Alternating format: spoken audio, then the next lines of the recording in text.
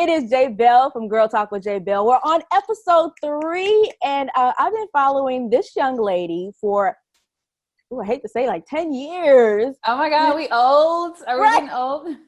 We getting old. But she's doing very big things in DC. She's a radio personality, I can't even say it. Philanthropist. Yes, there we go. And a TV personality. Sunni and the City. Thank you so much. How are you? Course. I'm doing really well. Thank you for having me on. I'm really excited. Let's just say you are slaying right now with this look. Am I? Oh, just a little something. Just put it together. You got to teach me some tips on that. Okay. Yeah, trust me, the dress is not zipped. I have on sweatpants down here. Like, it's a mess. But right here, that's all that matters. That's the part that matters. Okay. Okay. All right, so let's go ahead and jump right into it. Let's talk about your background a little bit, starting with your childhood and, how you ended up in the US of A. Yeah. I'm originally from Bosnia, and I came to the United States in 1997 when I was 13 years old. They put me in school they put all of us in school according to our age. And I was in 7th grade. Now, mind you, I didn't go to like 4th, 5th, or 6th. Like, I just went to school here and there. And just imagine being thrown into a classroom where you don't speak the language. So you're just kind of like, okay, what is everybody saying? What's going on? And that was like my first shock when I came to the United States, because I was just like, I just want to learn the language. And so, I became fluent in 6 months just because I really wanted to fit in. And that's where just kind of like my gift for gab started once I learned the language. And then, I lived in Michigan, and then ended up being in Miami, New York, and then in DC from 10 years ago. So I've been here 10 years. So it's been a long journey to get to this place. Now, you said 6 months. Mm-hmm. Motivation behind learning English in 6 months, because, most people that come over to this country, it takes them a while to learn it. A lot of people that still have immigrated to this country still don't know English. My parents to the full they extent. So what was your motivation behind learning it so fast? I think all of us kids, I think it's just children. I was in 7th grade. I was 13 years old. I think when you have to, you just do it, especially being a teenager and wanting to understand. I remember I told this story to Diddy a long time ago when I met him. I told him how we used to listen to Biggie and Pac and everyone. And I remember I would I would listen to the lyrics of their songs on the radio, and I would try to write them down and then trying to translate them to my language, because I was trying to understand what the hell they were saying. So it's so funny because I didn't speak the language. So I'm like listening to the song, but I have no idea what's happening. So it was just, it was a thing. And I think it was just kids, you want to fit in. You don't want to be different. I think that's a lot of kids when you're that age. You just want to be normal, I guess. And just kind of fit in. So how did you first get into radio and you found your love for it? I was an intern first. Obviously, I feel like nowadays it's very hard because a lot of places now don't even have internships. Yeah. I was an intern. I was filing CDs and filing records and carrying DJ's equipment to the club. When I was 18 years old, I couldn't even get in the club, but the fact that I can carry their equipment and then I can stay was like my big motivation. So I was in the clubs really early at a young age. And it just kind of fell to me because there was a young lady that was interning with me. Her name was Capri. And she said, "You should be on the radio. You're so funny." And I was like, no, I had a really thick accent and it was just bad. And she said, no, you need to be on.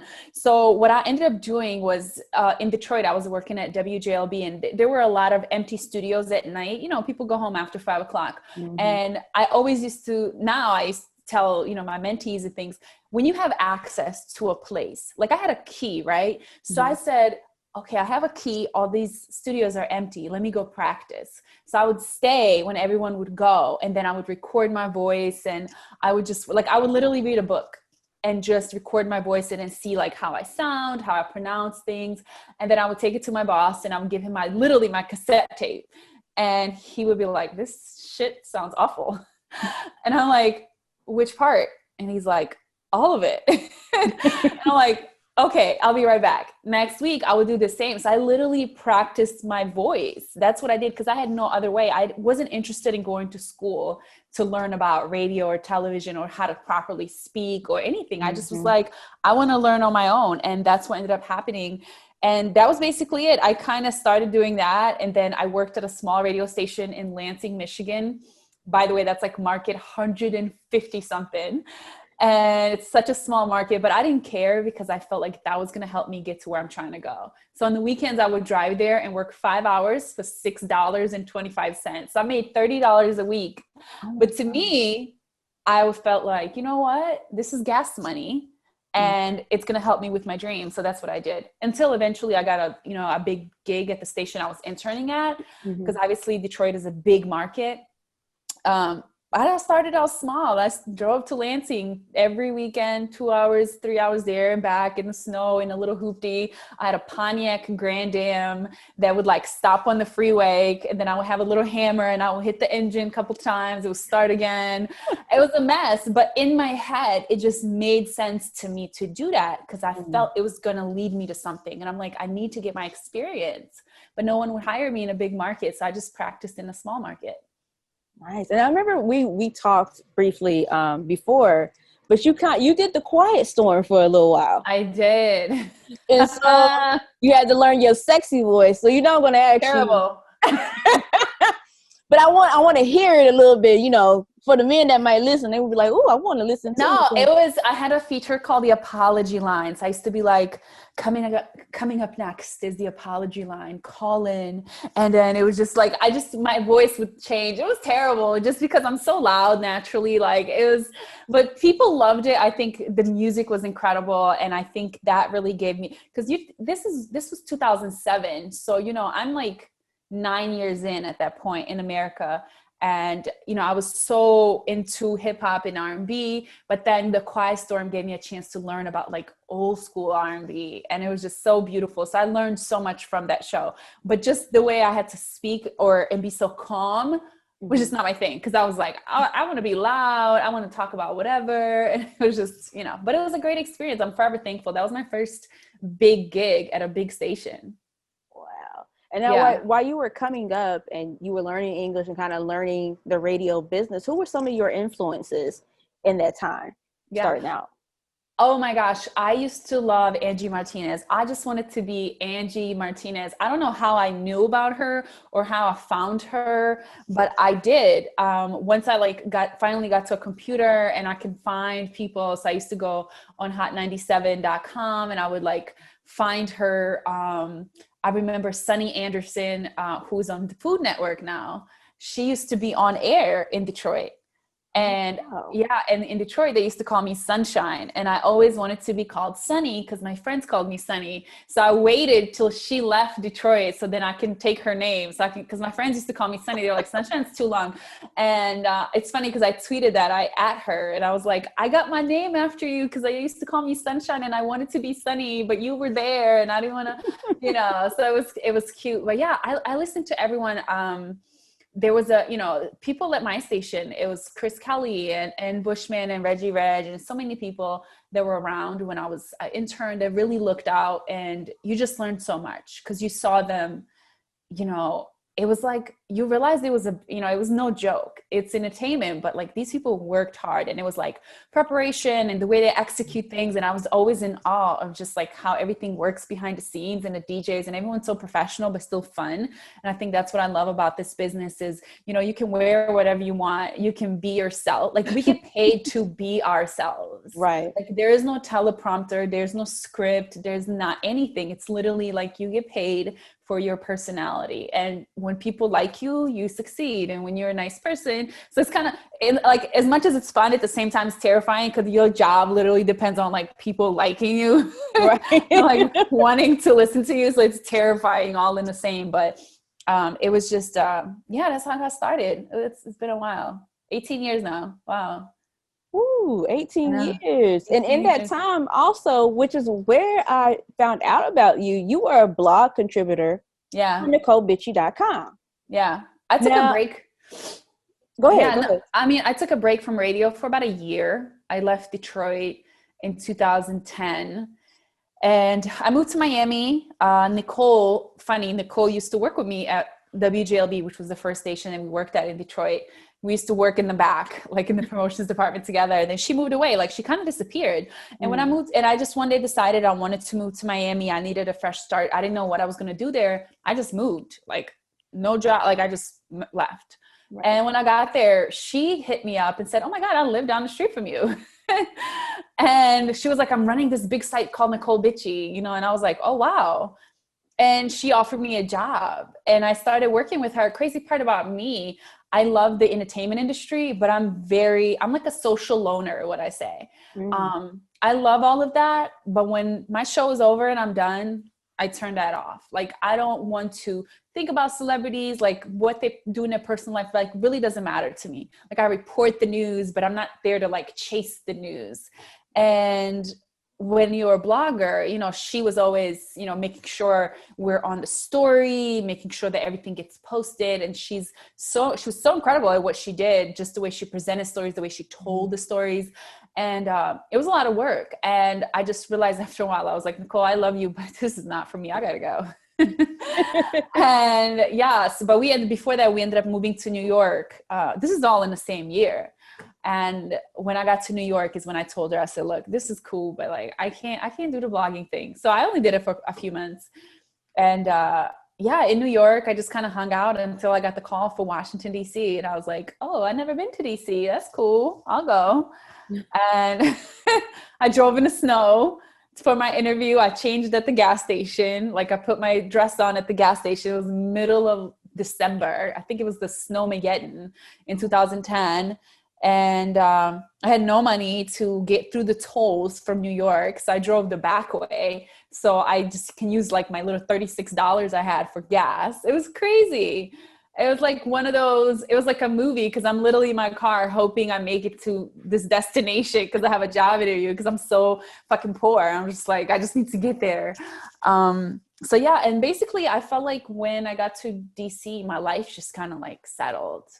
Everything's just easy breezy. Like there's no, I haven't moved, you know what I'm saying? Right. I live a very, you know, outside of what people think, like I just live a very simple life. I go to work, I hang out with my friends, I'm dating, like all of this is just very simple. There's no drama. It's kind of like, I don't know, it's very mundane. Like I'm just here.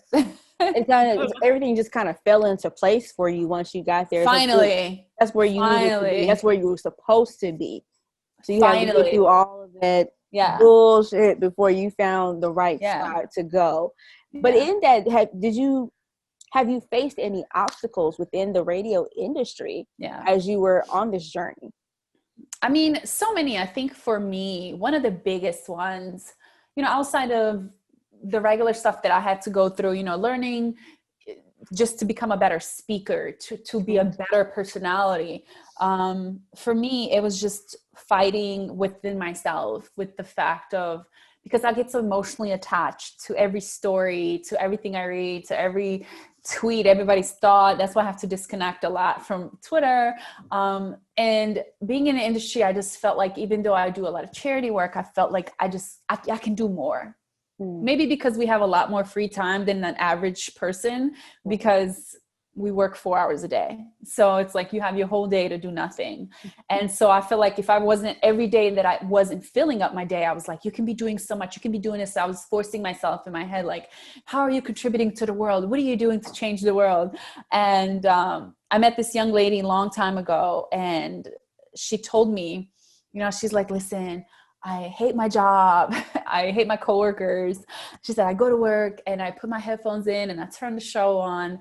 And when I hear you, you just make me smile and you bring us funny stuff and you're so fun and you just brighten up my day." And she was like, "It just makes my day so much better." And I think I had to accept that and really make that my focal point when I think of who I'm speaking to, when it comes to my listeners, is that person. Like, I'm not CNN. I'm not going to bring you, you know, the horrifying news every single time I open my mouth. Like, I'll bring you the breaking news if it's something that you really, really need to hear. But most of the time, I'm trying to keep it light. I'm trying to entertain, just because the world is so filled with so much nowadays.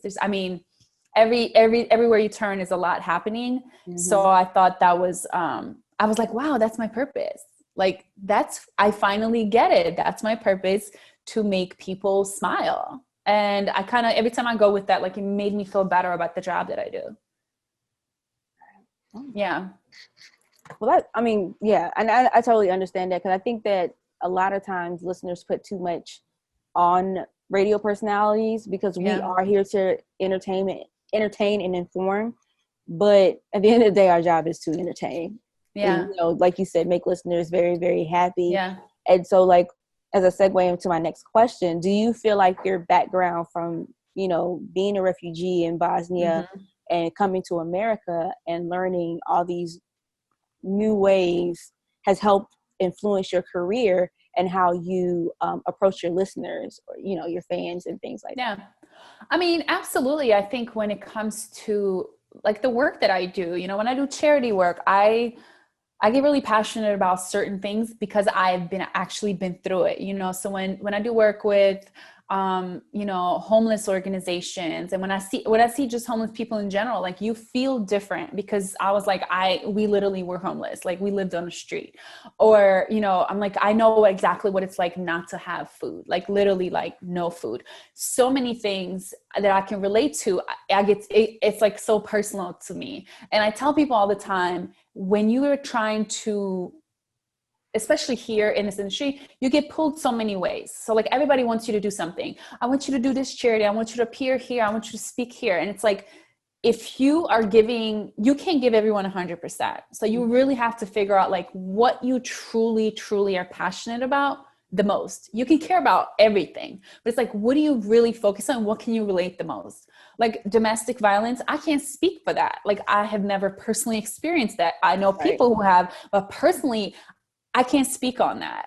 So it's like, pick something that you actually can feel. And, like I said, I get emotionally attached to everything, but there's some things that are just more personal than others. So I approach it in that way. I think that, even growing up and seeing certain people in the light of radio or in television, like as a kid, you have this idea of them and you're like, oh my God, they're amazing. So I think that now that we have social media, like you have to be careful of that, because even now, like I posted a photo and there was a young lady, she's like in 5th grade, that follows me. I'm like, she's in 5th grade, she's on Instagram, but she's always commenting. She's like, I love you so much. And like, I listen to you and I watch you. So you have to be mindful of things like that. Like you have to know that, wow, like these people really look up to you. So you have to make sure that you are presenting yourself in a way that is just like,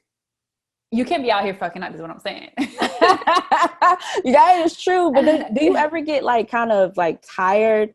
No. Having, seriously? No. Like not even with your social media? Because I know our job is to be ourselves. And sometimes ourselves, we feel some type of way about certain things. We just want to turn it off.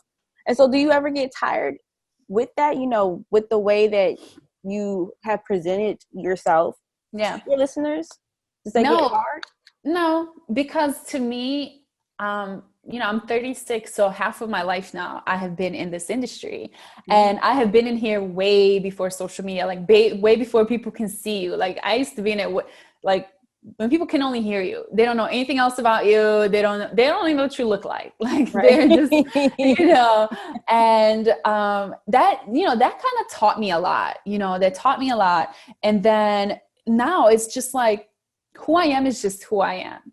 Who I am on air, when you see me out, I'm just Sunni all the time. Like there's no turning Sunni off. So to me, it really doesn't matter. Like I said, my life is very simple.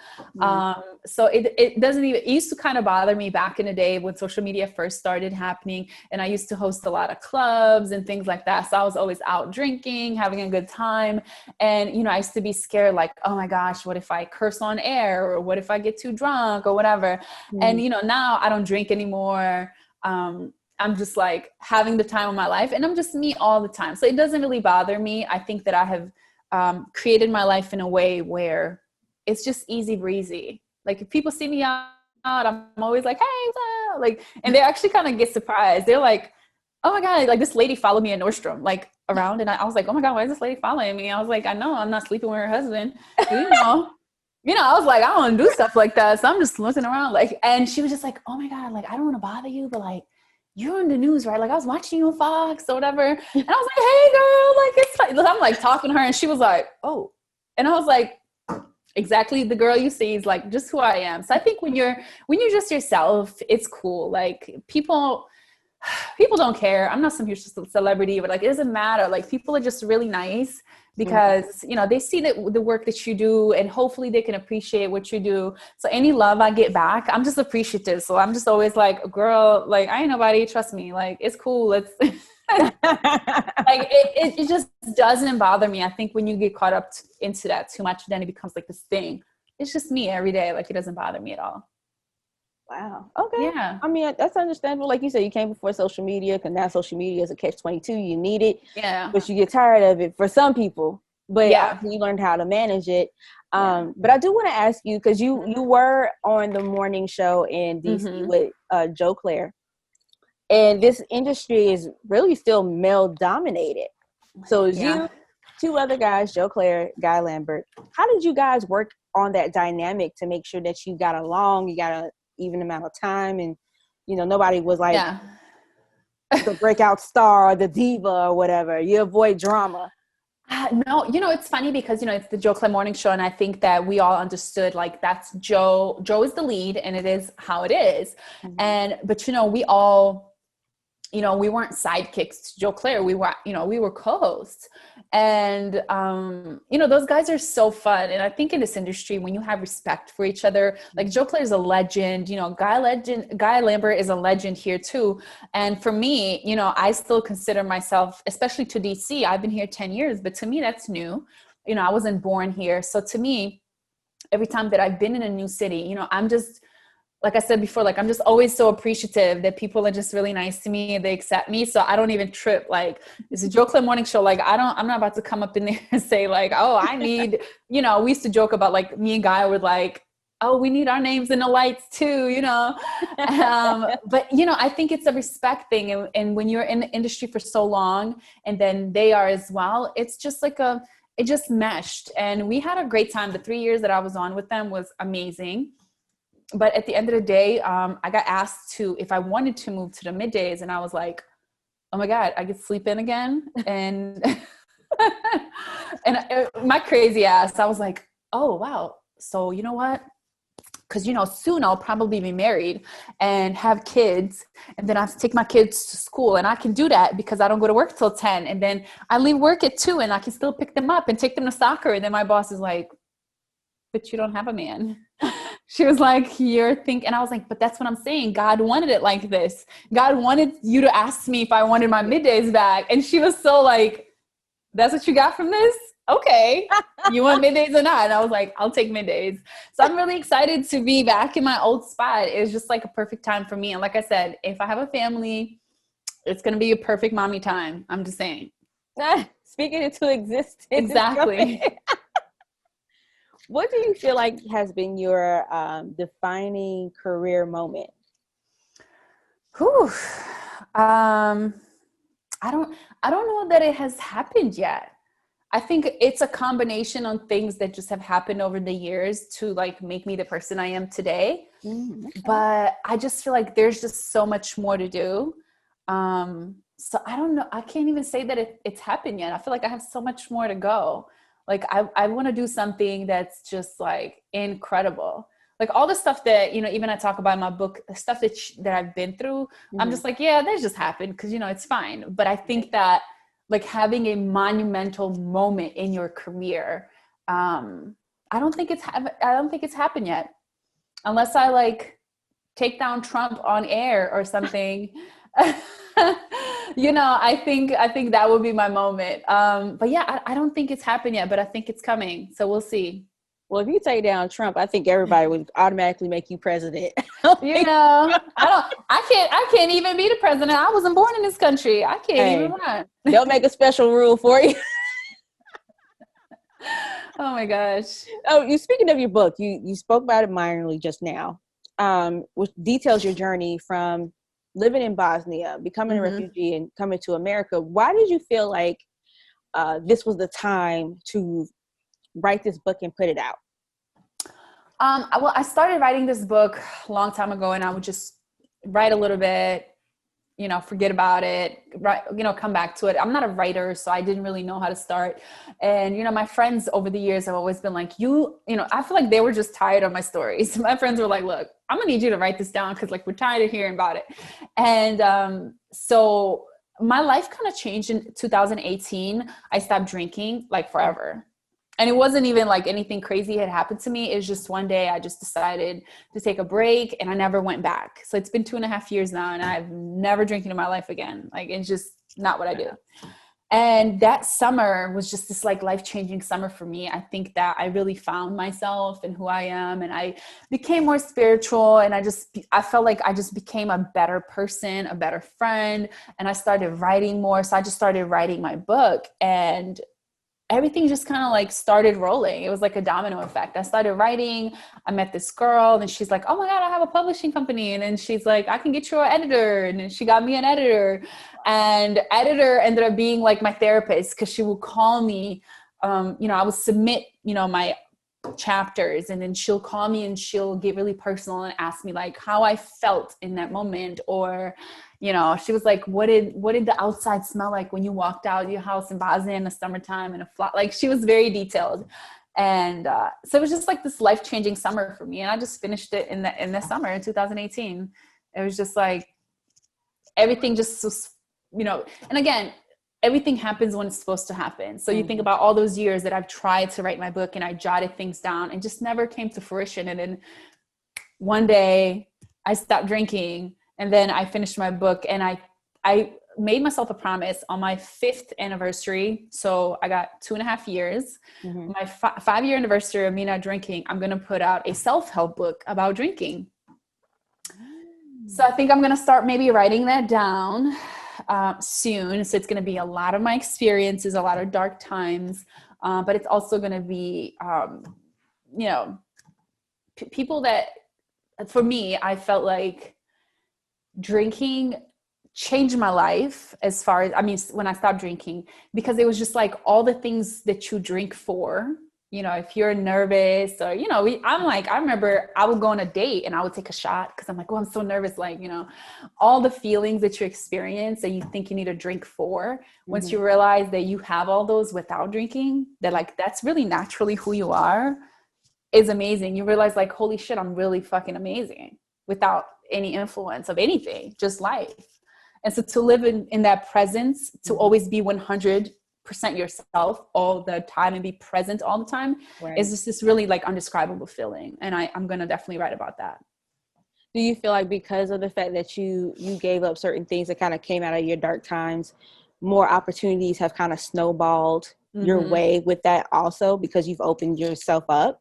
Yeah, everything started that year. In 2018, I finished my book, and then things just started, even the relationships I've had since then have been amazing. Not just with my friends and my family, but, people I've dated. It was just dating for the first time when you're 100% yourself all the time. And then, the TV gig, Fox 5 came after that. It was just all these things just started rolling, and me being present mentally 100% for it all the time, and taking everything in, even the sad moments and the happy moments.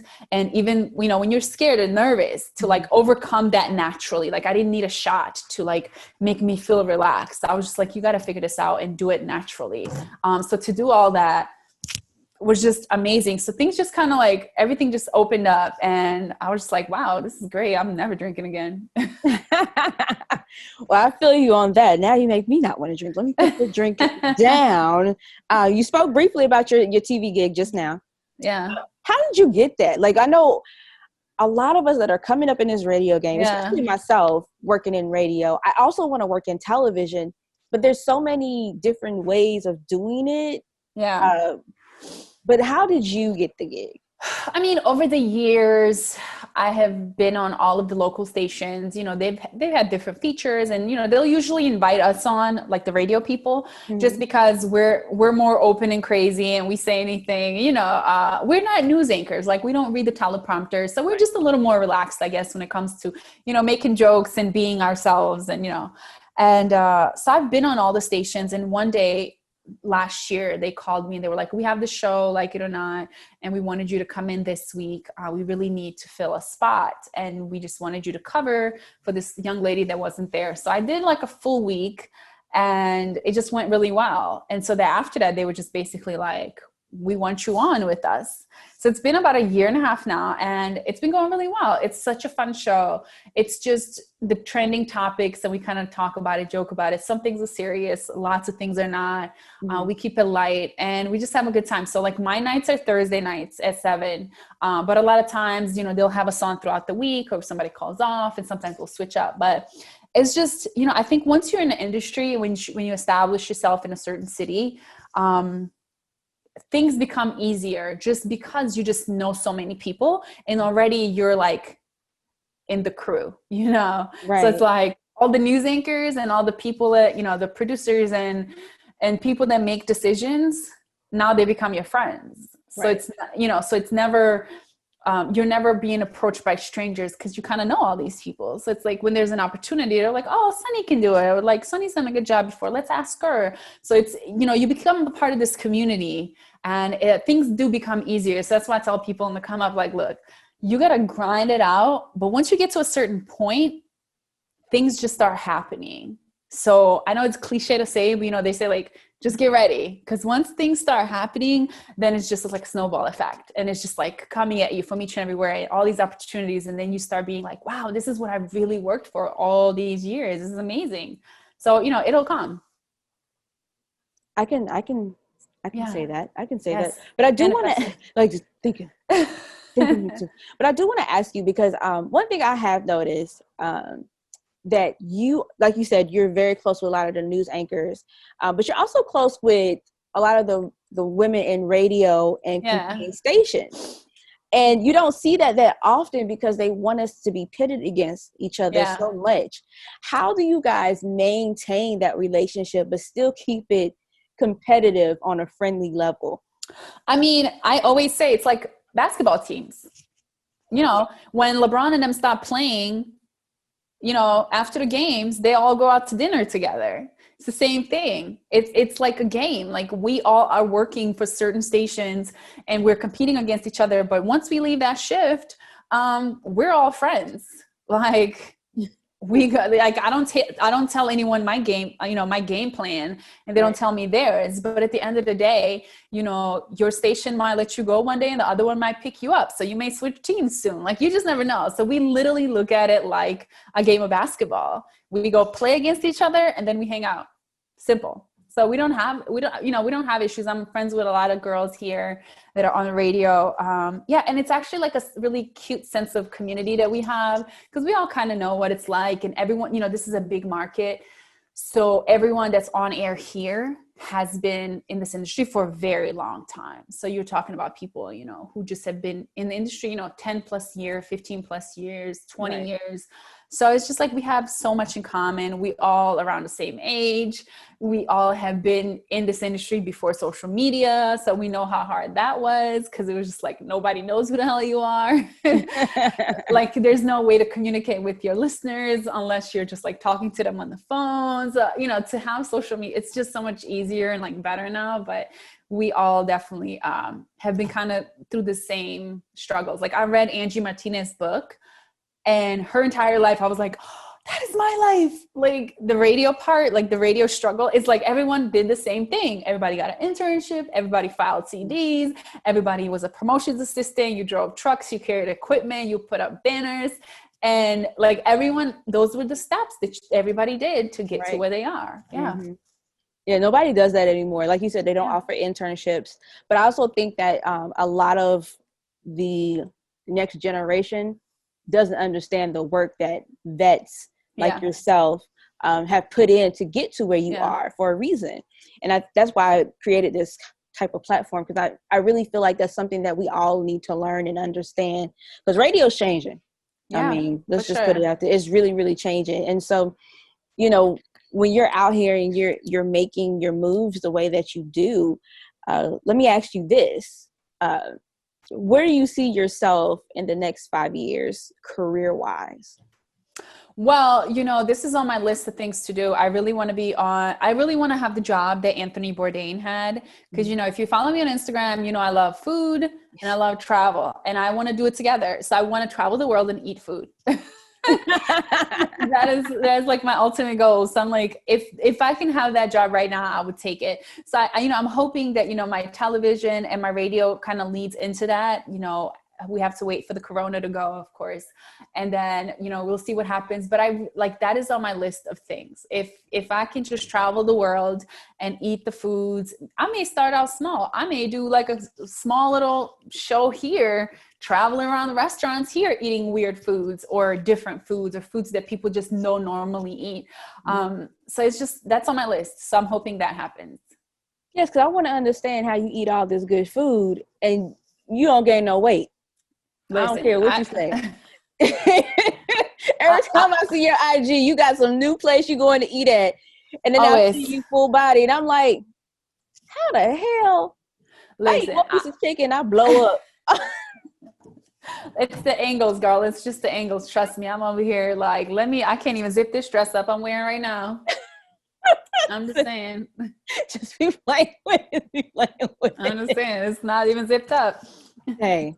Sometimes you just gotta do it. As long as they see the face, that's all that matters. See the face. Well, before we close out, because I know you have to go, you gotta go do your show. Yeah. You have any words of wisdom for us women that are coming up in this industry? Yeah. There's so much to say. But I do want to say something that I always told myself. And actually my boss told me this a long time ago. And I always kept that with me. And he was a man that told me this. He said, for us women, he goes, make sure that you always have women on your side, no matter what. He said, be the type of woman that other women want to be friends with. They feel your warmth, like they want to hang out with you. They feel like you're their best friend. Like they want to tell you things.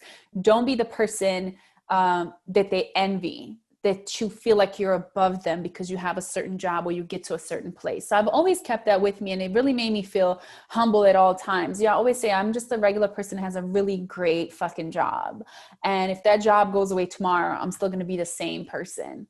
So I've always made sure that I always kept that thought in me to make sure that when I was always surrounded by women, that everything I did was for women, to make sure, whether it's empowerment event or my mentees or people I talk to, and I've gotten so many, can you do my podcast? All these men. And I was like, I don't really care to hang out with men and talk about whatever. Where are the girls at? Let's have chats with the girls. And I think it's so important as women for us to stick together, is to always support women. And then another thing is, I have always felt that nobody can ever deny your hard work, ever. Especially in this industry where you may get, certain things and someone will say, well, how did she get that job or whatever? It's one of those, when you work so hard at something, you will never allow it to fail. Now you may have bumps along the way, but you will always stay focused and never let it completely fail. And you will always be proud of your work because you worked so hard. So nobody can ever take away your hard work no matter what. Because we live in a world where, lies are always better than, sound better than the truth in the public eye. People love to run away with gossip and things like that. But I feel like when you work hard and people know that, nobody can take away your hard work. So, keep pushing, girls. We got it. Yes.